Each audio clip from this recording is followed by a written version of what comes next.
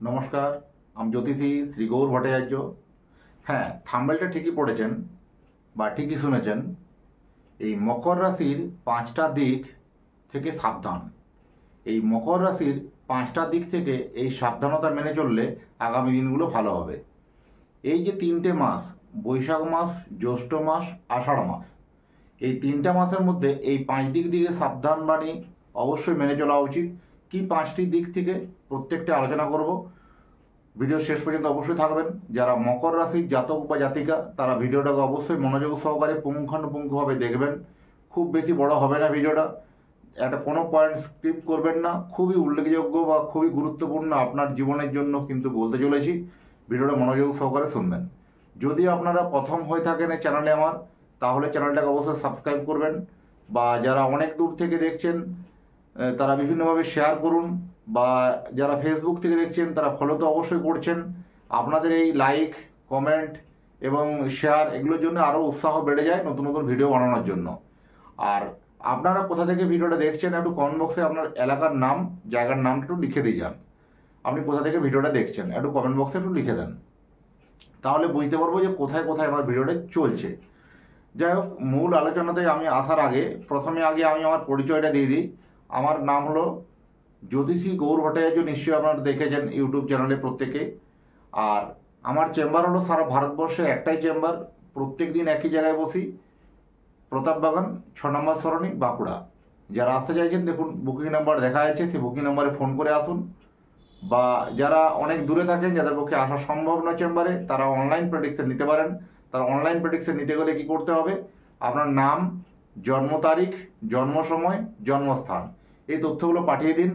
আপনি ভারতবর্ষের মানচিত্রে যে কোনো জায়গায় থাকুন না কেন, আপনি অনলাইনের মাধ্যমে কুষ্টি বিচার বা কুষ্টি বিচার পরামর্শ কিন্তু পেয়ে যাবেন। তার জন্য অনলাইন জানতে গেলে তার জন্য যে আমার পারিশ্রমিক ফিজ আছে, সেই ফিজটা আপনাকে অনলাইনে পে করতে হবে। আমার কাছে জ্যোতিষ বিচার করাতে এলে একটা কথা মাথায় রাখবেন, যে নিজের প্রবলেম নিজে থেকে বলবেন না, বলবো আমি, পথ দেখাবো আমি। আমি কর্মের উপর বেশি বিশ্বাস করি। আপনার জন্মকুণ্ডলী দেখে বা জন্মকুণ্ডলীকে বিশ্লেষণ করে বলে দেওয়া সম্ভব যে জীবনের কোথায় আপনার সাকসেস বা কোথায় আপনার উন্নতি, জীবনের কোথায় আপনার অবনতি হবে বা কোথায় আপনার খারাপ হবে। প্রত্যেকটা পদ কিন্তু আমরা বলে দেওয়া সম্ভব, প্রত্যেকটা পদে পদে আপনাকে একটা গাইডলাইন করে দেওয়া সম্ভব। নিজের প্রবলেম যখন নিজে থেকে বলবেন না, আপনি আমার কাছে কি জানতে চান, দরকার হলে একটা চিরকুট কাগজে লিখে রাখুন, কাগজটা আপনার পকেটে রাখুন। তারপরে আমার কথাগুলো বলা শেষ হওয়ার পরে মিলিয়ে নিন সেই কথাগুলো বলতে পারলাম কি না। আমি এইভাবেই কিন্তু আমার যে চেম্বারে আমি এইভাবেই কনসালটেন্সি দিই বা এইভাবে আমি বলতে ভালোবাসি। প্রথমে বলবো আপনার অতীত জীবনের কথা বলবো, তারপরে বলবো আপনার বর্তমান জীবনের কথা, তারপরে আসে ভবিষ্যৎবাণী। অতীত জীবনের কথাগুলো যদি আপনার ম্যাচ করে যায় তবেই আমার বর্তমান জীবনের কথাগুলো শুনবেন। বর্তমান জীবনের কথাগুলো যদি আপনার ঘটনাগুলো মিলে যায় আপনার সঙ্গে, তবেই আমার ভবিষ্যৎবাণী কথাগুলো মানবেন বা মেনে চলবেন। এইটা হচ্ছে মূল চাবিকাঠি। বহু জায়গায় বহু জ্যোতিষ দেখেছেন, কোনোভাবে রেজাল্ট পাননি। একবার অন্তত আপনার নিজের জন্মকুণ্ডলীটাকে অ্যানালাইসিস করান, নিশ্চয়ই একটা আলোর দিশা খুঁজে পাবেন। যাই হোক, বেশি কথা না বাড়িয়ে মূল আলোচনায় ফিরে আসি। মকর রাশির এই 5টা দিক থেকে কি সাবধান বাণী হওয়া উচিত, কোন 5টা দিক?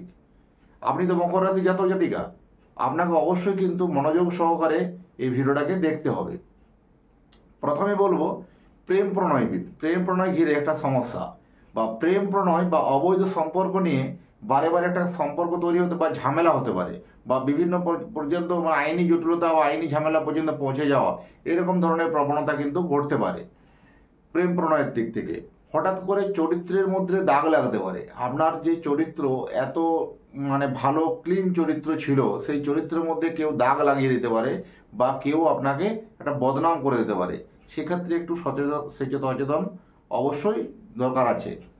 তৃতীয় ব্যক্তিকে ঘিরে কোনো দাম্পত্য জীবনে একটা অশান্তির কলহ বাতাবরণ তৈরি হতে পারে।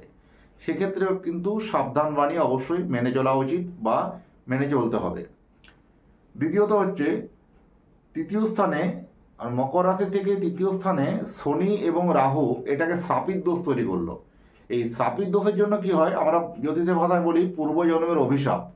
এই শ্রাপিত দোষের জন্য তৃতীয় স্থান করেছে যোগাযোগের জায়গাগুলোকে আপনাকে বিঘ্ন ঘটাবে। ছোটোখাটো যোগাযোগের জায়গাগুলো আসছে আর সেখানে বারবার ধরে কেটে যাওয়া বা বারবার ক্যান্সেল হয়ে যাওয়া, বা ভাতৃবিরোধ বা ভাই বোনের সঙ্গে সম্পর্ক কোনোভাবে একটু খারাপ হয়ে যাওয়া, বা ভাই বোনের সঙ্গে কোনো পারিবারিক কোনো একটা বিবাদ তৈরি হওয়া, বা ল্যান্ড প্রপার্টি সংক্রান্ত কোনো বিবাদ তৈরি হওয়া, কোনো কিছু মানে দেনা পাওনার উপরে কোনো বিবাদ তৈরি হওয়া, এরকম ধরনের কিন্তু ঘটনাগুলো ঘটতে পারে ভাতৃস্থানীয় ব্যক্তিদের থেকে। সেগুলো অবশ্যই সচেতন থাকতে হবে। বিভিন্ন আপনাকে একটু রেগে যাওয়ার প্রবণতা, অ্যাগ্রেসিভ হয়ে গেলেই আপনি কিন্তু ভুল সিদ্ধান্ত নিয়ে ফেলবেন। এই রাগটাকে আপনাকে নিজের কন্ট্রোলের মধ্যে রাখুন, না হলে কিন্তু এই 3টা মাসের মধ্যে আপনি এমনই কিছু ভুল সিদ্ধান্ত নিয়ে ফেলবেন, সারা জীবন আপনাকে পস্তাতে হবে বা সারা জীবন আমার আফসোস করতে হবে। খুব সাবধান, রাগকে কন্ট্রোল রাখুন, রাগকে নিয়ন্ত্রণ করুন। কিভাবে নিয়ন্ত্রণ করবেন প্রত্যেকটা পয়েন্ট টু পয়েন্ট বলবো, ভিডিও শেষ পর্যন্ত অবশ্যই থাকুন। পরবর্তীকালে বলবো, যারা বিভিন্ন ক্ষেত্রে বিয়ে করার জন্য প্ল্যানিং বা চিন্তা ভাবনা করেছেন, তাদের জন্য তো অবশ্যই বিয়ের জন্য ভালো বলবো, কিন্তু বিয়ের আগে কুণ্ডলী ম্যাচ করে বিয়ে করতে হবে, মানে জটক বিচার করে বিয়ে করতে হবে। আদারওয়াইজ কিন্তু বিয়ের পিঁড়িতে বসা যাবে না বা বিবাহ ফাইনাল করা যাবে না। মানে জটক বিচার, উইদাউট জটক বিচারে কখনোই বিয়েটা ভালো বা শুভ হতে পারে না, কাম্য নয়। এখানে করতে হবে কি, জটক বিচার করে বিবাহ করা উচিত। মানে জটক বিচার মানে ছেলে এবং মেয়ে দুজনের নাম, জন্ম তারিখ, জন্ম সময়, জন্মস্থান এগুলোকে পুঙ্খানুপুঙ্খভাবে অষ্টকূট বিচার করিয়ে তবে পরে বিয়ের পিঁড়িতে বসুন। আপনি ওই মেয়েকে বা ওই ছেলেকে বিয়ে করবেন, কিন্তু জটক বিচার করে করতে হবে। কারণ কি, যদি কোনো দোষ ত্রুটি থাকে বা যদি কোনো বাধা বিপত্তি থাকে, সেই বাধা বিপত্তিগুলো আপনি কাটিয়ে কিন্তু বিয়ের পিঁড়িতে বসলে আপনাদের বিবাহিত জীবনটা কিন্তু সুখের হবে বা আরও অত্যন্ত স্বাচ্ছন্দ্যের হবে, বা আগামী দিনে কোনো ঝঞ্ঝাট ঝামেলা বা একটা সমস্যা তৈরি হবে না, দাম্পত্য জীবনটা অত্যন্ত মধুরময় হবে। এই কথাগুলো আপনি মেনে চলুন। ব্যবসা করতে গিয়ে যারা হঠাৎ করে টাকা লস হওয়ার প্রবণতা, আপনাকে কোনো ব্যবসার যে আপনার প্রতিদ্বন্দ্বী বা ব্যবসার ক্ষেত্রে কোনো আপনার মহাজন বা অপোজিট পার্টি আপনাকে একটু কোনো ভুল বোঝাতে পারে, কোনো বিভিন্ন রকম কোনো ট্রোপ বা কোনো লোভ, কোনো টার্গেটের লোভ, কোনো কিছু ইনভেস্টমেন্টের লোভ বা কোনো কিছু আপনাকে অ্যাচিভমেন্টের লোভ দেখিয়ে আপনার একটা টাকার কিন্তু একদম মানে দফা রফা করে দিতে পারে বা টাকা কিন্তু কোনোভাবে আটকে যেতে পারে।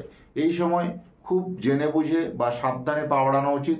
যদি কোনো ব্যবসায়িক কোনো লেনদেন বা বড় টাকার কোনো লেনদেন করতে হয়, সেখানে অবশ্যই আইনি পরামর্শ করে বা পেপার রিলেটেড কাজগুলোকে কমপ্লিট করে বা পেপার রিলেটেড একটু কাজগুলোকে দেখে আর একটু কোনো বিশেষজ্ঞ লোকের পরামর্শ নিয়ে সেগুলো কিন্তু লেনদেন করা উচিত। মানে লেনদেনে ঠকতে পারেন এই 3টা বছর, এই 3টা মাস, এই 3টা মাস। এই যে 3টে মাসের মধ্যে লেনদেনের মধ্যে ঠকে যাওয়া বা প্রবণতার ক্ষেত্রে বারে বারে আপনার লোকসান হয়ে যাওয়া, আপনি কোথা থেকে কোথায় পিছিয়ে যাবেন ভাবতেই পারবেন না। তাই অবশ্যই সচেতন থাকুন। আর যারা বিভিন্ন জলপথ ভ্রমণ করার জন্য প্ল্যানিং করছেন বা বিভিন্ন জায়গায় ঘুরতে যাচ্ছেন বা বেড়াতে যাচ্ছেন, জলপথ ভ্রমণটা একটু এড়িয়ে চলুন। জলপথ ভ্রমণে কোনো বাধা বিপত্তি বা ঝামেলা ঝঞ্ঝাট বা একটা সমস্যা, ফাঁড়া দুর্ঘটনার জায়গাগুলো কিন্তু হতে পারে, সচেতন থাকা অবশ্যই দরকার। জলপথ জায়গাটাকে একটু এড়িয়ে চলাই বেটার হবে।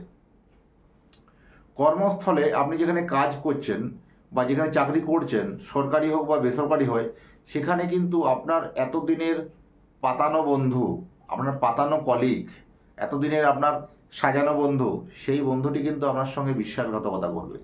সেই বন্ধু কিন্তু আপনাকে বিশ্বাসঘাতকতা করে আপনাকে একটা ঠকানোর চিন্তাভাবনা করবে, বিভিন্নভাবে বদনাম কলঙ্ক দেওয়ার চেষ্টা করবে বা বিভিন্নভাবে বদনাম করার চেষ্টা করবে। সেই কলঙ্ক থেকে কিন্তু অবশ্যই সাবধান থাকা উচিত। যাই হোক, এটা হচ্ছিল মূল মকর রাশির 5টা সাবধান বাণী। এই 5টা দিক আপনি যদি অবশ্যই মেনে চলতে পারেন, তাহলে কিন্তু লাইফে আপনি কিন্তু সাকসেস, লাইফে কিন্তু অ্যাচিভমেন্ট করতে পারবেন।